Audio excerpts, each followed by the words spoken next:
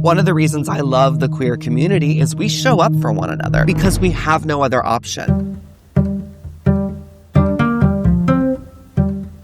There was something tragic but also beautiful about the AIDS crisis when queer women were able to show up as caretakers for queer men. These are the people that put themselves on the front lines in being able to provide medicine, provide cannabis to our people. We didn't have this understanding and knowledge of the disease. Folks were really just trying to figure out how can we make the lives of these individuals that we see suffering easier. Cannabis was something that does that. Cannabis legalization started out with queer people. Queer and trans people were at the forefront of pushing for this medical use. Most notably is Dennis Perrone. His partner, Jonathan West, was diagnosed with HIV. Dennis was a regular cannabis user, but what he discovered was that this also helped his partner deal with his illness. Dennis Perrone helped pass the proposition which allowed doctors to prescribe medical cannabis to patients. It is not surprising to me that we have Prop 215. It's not surprising to me that that was organized by queer people because it's kind of in our DNA. We have to do this to survive. Prop 215 really created access. It was the first domino for medical legalization, which allowed it to be a more acceptable form of a medicine. Dennis partnered with Mary Jane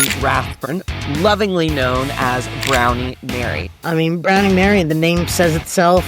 She was actually a volunteer for the hospitals, and she discovered that these marijuana brownies were really helping her patients. They didn't have the access to it, but she would produce these brownies in San Francisco and distribute them in all different ways. But Brownie Mary, right, is a white woman who looks like your grandma, whereas the 40,000 or so incarcerated over cannabis, they're black and they're brown. Brownie Mary was able to come out and continue to do her advocacy even after being arrested. But we have folks like Edwin Rabis, who was serving a 40-year sentence that was incarcerated back in the late 1990s. The cannabis industry was built on the backs of people of color. It is very American in that way, that the people who we owe a debt to are the ones who are being punished.